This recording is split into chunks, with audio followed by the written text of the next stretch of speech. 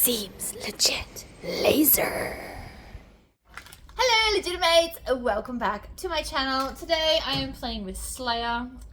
I named it Slayer because I thought it was really cool. I need to fix his sticker though because I forgot the tip of the sword. But anyway, today I am using up scrap bits of wood to make little tokens for my child. So instead of just having like a pocket money chart, we're going to do tokens. So every time he completes a task, he gets a token.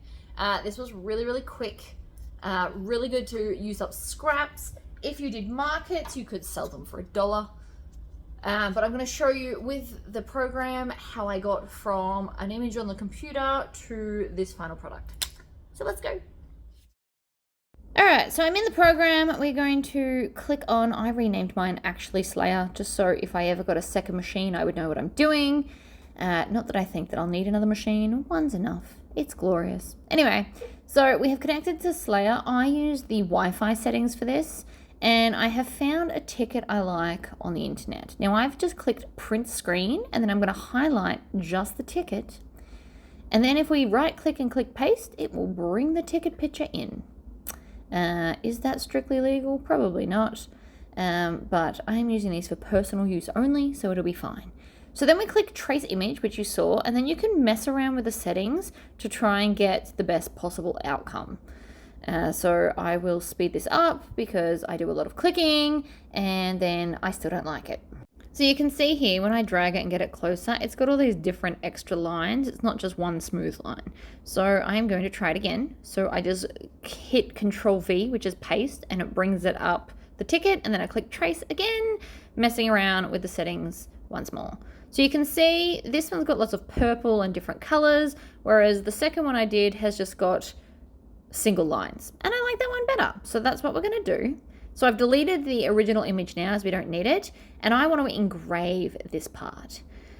So we click engrave. And then I'm going to set an offset so I can cut it. Now you could cut it on that very edge, but I want to have a little bit of a border against the engraving, because I just like that. And I usually pick about 2 millimeters. So we're going to do the outer shapes only. If you click that little button there, it'll get rid of all of those inside lines and it'll just do the outside shape, which is exactly what we want. And you can change it to 2, 3, 6 mils. It just depends on what you're looking for. You can also see here, you can change the type of angles that you do around the corners. So it does change it only a little bit, but it does sharpen those corners. But I didn't like it, so I'm going to change it back. But I just wanted to see, because you never know if you don't try. And then I'm going to right click and change the border to red. Now it's my personal preference that I usually do red as the cut line and then black as engraving. Again, personal preference. And then I'm going to shrink the whole thing down because I do not need them 13 centimeters wide. That's too much. So I held out my hands and then I estimated what I thought I wanted, and they do come out the perfect size for me, so I'm quite happy with that. And so then you can see on the side we've got the cut and the outline.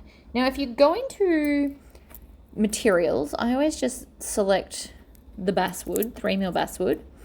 But I do need to alter my settings for my machine. I like 2 passes at 10 millimeters per second. Those are my happy things, and they always cut all the way through. So then we're going to go to the engraving, and if you click this, they've got a test sheet for you. I always like to try and go as fast as possible. I also don't need them too deep, so I'm going to go up to this one here, which is 300 speed and 100% power. And then I'm going to right click and group all of the bits together. So now when I hit Control C or right click and click copy and then paste them, it will paste the settings and the edge and everything all at once. So that all of those 5 things are now identical. So if you click off them, you'll see that in a second. Alright, so this is the scrap of wood I'm using. And as always, I push the frame up into the corner, and then I'm going to place this in the bottom corner. It just makes sure that it's straight. Then we're going to drag the module over and get the auto depth. I love this feature so much, because I don't have to think about it. Then it'll move into the corner, and then we're going to pick the mark processing area, which is the little one that looks like a golf flag, and we're going to click a rectangle.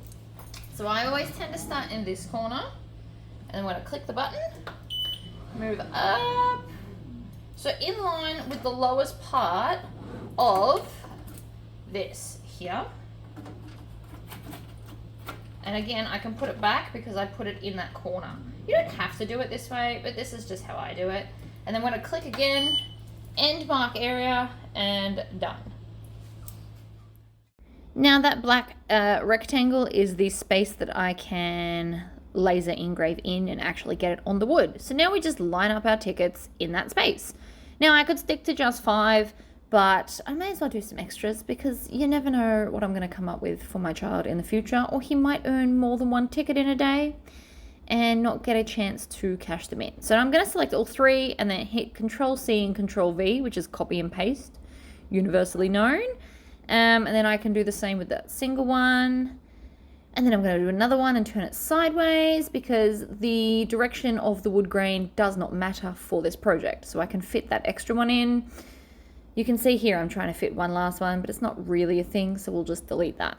But it's worth a try. Another thing you could do is drag other small items like earrings or magnets for your fridge or whatever to use up that whole scrap in one go. And then we're just going to process. And it's worried about being so close to the edge going so fast, but I always just process anyway. And here we go. This is sped up to 100 times its original thing. It did take 26 minutes and 23 seconds. I do love that it tells me how long. And that's about it. It does 2 passes, and then you should be able to, because I do the 2 passes instead of the 1, when you pick up the outside scrap, most of, if not all, should just come out. Sometimes you have to tap them, but generally speaking, that was really good. So that's what they look like. But now we do need to do a little bit of cleaning up on those edges. Okay, so there's several ways that we can clean off the black. Wipes, either disinfectant wipes or baby wipes. You can just use a cloth. This is my personal favorite, but I'll show you all the 3 different ways. So this will make it a little bit wet, but basically you just take it, I wrap it around my finger. You don't need many layers, just 1, and then you're just going to rub it, and you can see it gets it all off pretty well. The problem with this though is that all the little nooks and crannies, it can take a while, right? But that's one way. See all those bits? Because it's not a smooth line, just makes it a little bit harder to get it all off. It also helps that I've got fake nails because it's a bit pointy. So that's one way. The problem with this is though, if the sides get wet, see how it can like do that? I don't love that way, but certain things do call for it. Second way is take a cloth, I lay it on the table, and then I take this and I just rub it on the cloth. So this is just a microfiber cloth. And you just want to keep rubbing it until all the charring comes off. Alright, and so then you can run your finger, and this is one of the cleaner ways. And then the third way is, and I like doing it this way because I can do multiples at the same time. So I'll grab, let's say 3, and then you just brush back and forth. This will get into all crevices, and I like this way the best because I can do it multiples at the same time. And then every time this gets a little bit too dirty, so it will get dirty, and then once it's too dirty, you can just wash it under the sink, right? But that was really, really quick, and I got all 3 done at the same time. So this is just a nail brush for anyone that doesn't know what it is. They're like $2 at Kmart. So that's my preferred way, but you can also use the cloth. The cloth is really good for like really bigger items because you can just kind of run it along. But little fiddly stuff like this, definitely the brush. But you can always do it this way if you want to. But they all look about the same. The problem with the wet cloth is, see now, I'm going to have this bleeding there. So that's going to be painful to get off as well. But each to their own. And so now I have the tickets. I am starting a ticket system in my house for my child, so that's why we're doing these. So I only needed 5 because he won't get higher than 5 for cashing in his tickets. He usually only gets to 3. But I did the extras because it was a good way to use them up. And if you do markets, you could sell them for like $1 each, and people can use them for whatever. Anyway, that was a fun little project, and I will see you for the next one.